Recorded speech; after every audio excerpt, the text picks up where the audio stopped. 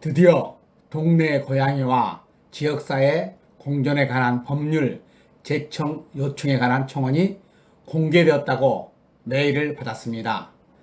왜 저는 길고양이 대신 동네 고양이라는 이름을 선택했을까요? 이 질문 하나로 오늘 이야기를 시작하겠습니다. 사실 이 이름 제가 만든 게 아닙니다. 어느 구독자님이 댓글에 사용한 것이고 설문조사 후 시작된 이름입니다. 오늘은 그 이야기를 여러분께 들려드리려고 합니다. 그런데 이 이야기를 시작하기 전에 먼저 짚고 넘어가야 할 일이 하나 있습니다. 50만 명이 넘는 구독자를 가진 유튜버 새덕후님의 청원으로 알려진 소유자 없는 고양이 급식 제한 및 관리 체계 개선에 관한 청원은 8월 9일 마감되었고 최종 약 55,765명의 동의를 받았습니다. 그 청원을 보면서 저는 한 가지를 계속 생각했습니다. 왜 우리가 익숙하게 사용하는 길고양이라는 표현 대신 소유자 없는 고양이라는 표현을 사용했을까요? 그 이유는 청원자만이 정확하게 알 것입니다. 하지만 저는 그 표현을 보며 길고양이를 생명이라기보다 생명이 없는 관리의 대상으로 바라보는 느낌을 받았습니다. 반면 이에 맞서 시작된 반대 청원은 8월 15일까지 진행되며 제가 영상을 만드는 이 시간 현재 88,805명의 동의를 받고 있습니다. 저는 여기에서 고양이를 사랑하는 우리 모두가 박수를 보내야 한다고 생각합니다. 왜냐하면 이 청원은 단순히 반대만 한 것이 아니었기 때문입니다. 누구도 생각하지 못했던 역청원이라는 방법을 선택했습니다. 저는 이 아이디어를 보면서 콜럼버스 달걀이 떠올랐습니다. 이야기를 들으면 누구나 이해할 수 있지만 가장 먼저 떠올리는 사람은 많지 않습니다. 정말 쉽지 않은 발상이었습니다. 그리고 제가 또 감동받은 것은 청원 제목 뒤에 붙은 인도적 관리책이라는 표현이었습니다. 관리만 이야기한 것이 아니라 그 앞에 인도적이라는 단어를 붙였습니다. 저는 그 한 단어에 생명을 존중하면서도 현실적인 해결책을 찾고자 하는 마음이 담겨 있다고 느꼈습니다. 그래서 저는 그 청원을 시작해 주신 청원자께 진심으로 감사하고 찬사를 보내드리고 싶습니다. 아니, 솔직히 그냥 리스펙이라는 말이 더 맞는 것 같습니다. 그런데요, 저는 한 가지가 아직도 궁금합니다. 왜 대부분의 언론은 새덕후 청원만 소개하고 이와 반대되는 청원이 있다는 사실은 거의 이야기하지 않았을까요? 물론 언론마다 기사의 기존과 판단은 다를 것입니다. 하지만 서로 다른 의견이 존재한다면 두 청원을 함께 소개하는 것이 국민들이 더 균형 있게 판단하는 데 도움이 되지 않았을까 하는 아쉬움은 남습니다. 저는 그 점이 지금도 조금 궁금합니다. 하지만 저는 언론을 탓하고 싶은 것은 아닙니다. 오히려 이 일을 계기로 한 가지를 더 확신하게 되었습니다.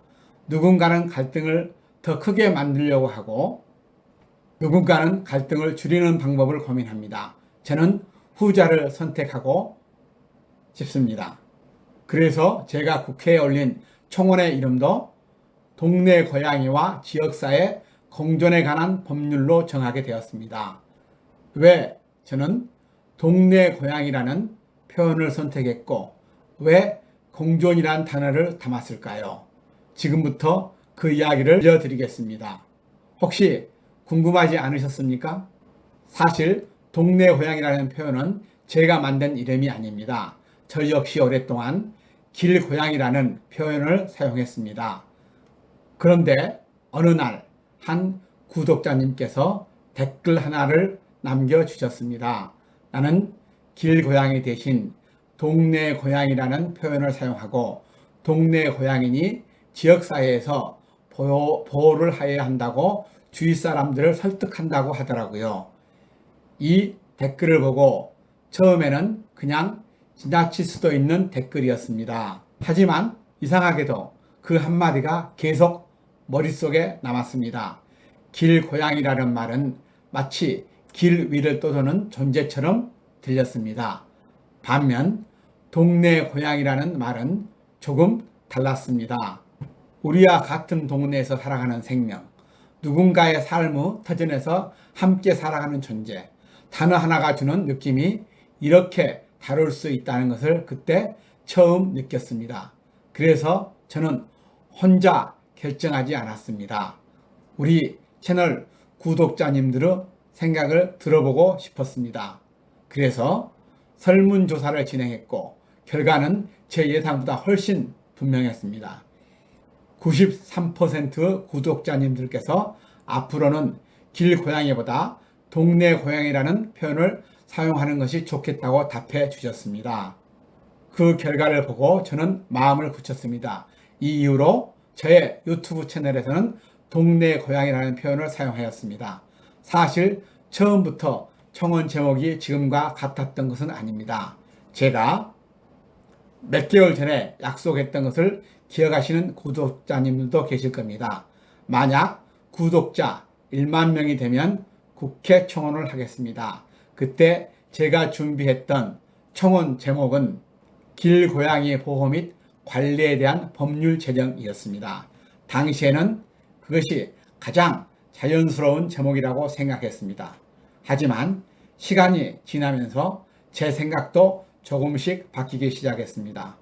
정확히 말하면 제 생각이 바뀌었다기보다 구독자님들의 의견이 저를 바꾸어 놓았습니다.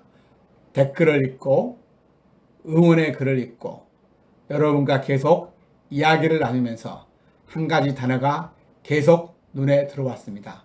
바로 공존이었습니다. 많은 분들이 말씀하셨습니다. 고양이만 보호하는 법이 아니라 사람과 함께 살아가는 법이 필요합니다. 갈등을 줄이는 법이 필요합니다. 누군가를 이기기 위한 법이 아니라 함께 살아가기 위한 법이 필요합니다. 그 이야기를 들으면서 저도 생각했습니다. 맞습니다. 이 법은 고양이만을 위한 법이어서는 안 됩니다. 사람도 함께 살아갈 수 있어야 합니다. 동네 고양이도 살아갈 수 있어야 합니다. 주민들의 불편도 줄여야 합니다. 돌보는 분들도 보호받아야 합니다. 행정도 명확한 기준을 가져야 합니다. 그래서 보호보다 더 큰 의미를 담을 수 있는 단어를 찾게 되었습니다. 그 단어가 바로 공존이었습니다. 그래서 청원의 이름도 동네 고양이와 지역사회 공존에 관한 법률로 결정하게 되었습니다. 사실 한 가지 아쉬움도 있습니다. 이 제목 역시 구독자님들과 다시 한번 설문조사를 하고 최종 결정하고 싶어서 이 이름이 좋을까요? 더 좋은 이름은 없을까요? 여러분과 충분히 의견을 나누고 결정하고 싶었습니다. 하지만 동네 고양이 문제가 사회적으로 크게 공론화되고 있는 시기를 놓치면 안 된다고 생각했습니다. 조금 더 기다리면 더 좋은 이름이 나올 수도 있었겠지만 반대로 지금 행동하지 않으면 기회 자체를 놓칠 수도 있다고 판단했습니다. 그래서 충분한 의견 수렴을 하지 못한 채 청원을 먼저 올리게 되었습니다. 이 점은 지금도 조금 아쉽게 생각합니다. 하지만 한 가지는 분명히 말씀드리고 싶습니다. 저는 이 법의 이름을 제가 만들었다고 생각하지 않습니다.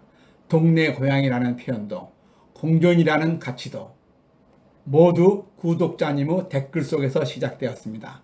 수많은 댓글과 응원 그리고 후원이 모여 오늘의 공존법이라는 이름이 탄생하였습니다. 저는 그것을 글로 옮겼고 총대를 맸을 뿐입니다. 어떤 분은 저에게 고생이 많으십니다. 용기 내주셔서 감사합니다.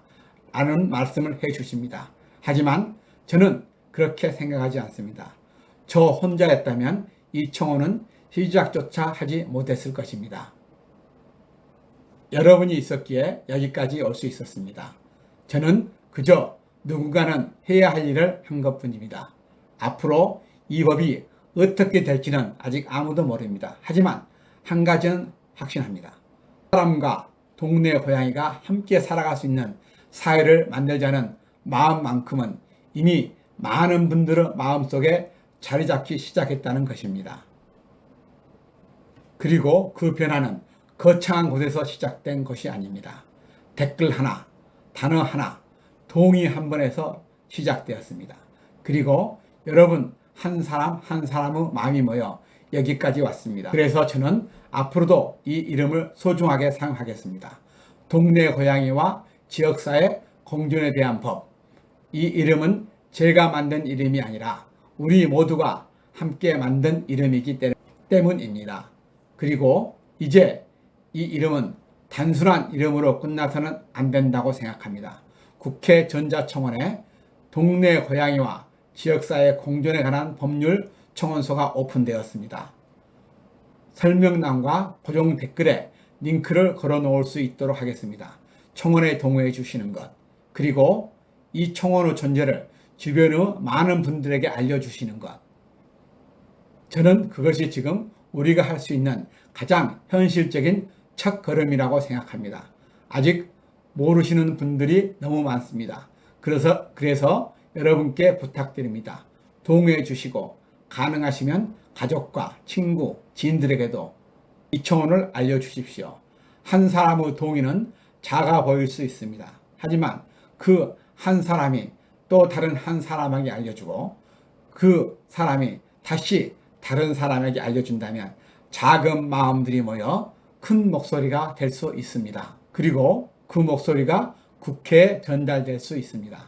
오늘은 먼저 왜 동네 고양이 공존법이라는 이름을 선택하게 됐는지 말씀드렸습니다. 하지만 이것은 시작에 불과합니다. 저는 청원이 마감되는 날까지 왜 공존법이 필요한가를 여러 관점에서 여러분과 함께 생각해 보려고 합니다. 다음 영상에서는 사회적 측면에서 왜 공존법이 필요한지 이야기해 보겠습니다. 그 다음에는 인간적, 도덕적 측면, 종교적 측면, 그리고 인문학적 측면까지 차례대로 함께 생각해 보려고 합니다. 왜냐하면 공존은 단순히 고양이의 문제가 아니라 우리 사회가 생명을 어떻게 바라보고 서로 다른 존재와 어떻게 함께 살아갈 것인가에 대한 문제라고 생각하기 때문입니다. 저는 이 청원이 성공할지 실패할지 아직 모릅니다. 하지만 한 가지는 분명합니다. 우리가 아무것도 하지 않으면 아무것도 바뀌지 않습니다.